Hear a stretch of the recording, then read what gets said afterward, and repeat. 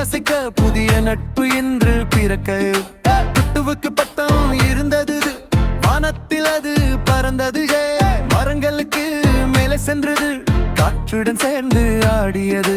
திடீரென்று பட்டம் மாட்டியது, உயரமான கிளையில் சிக்கியது.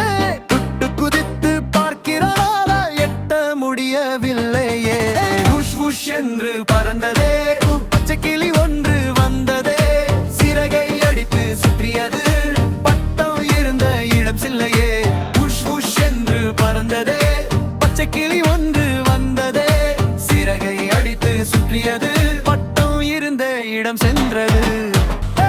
கொஞ்சம் இழுத்து கொஞ்சம் தள்ளி டாகு செய்தது சுறுசுறுப்பாக, பட்டம் கீழே வந்து விட்டது.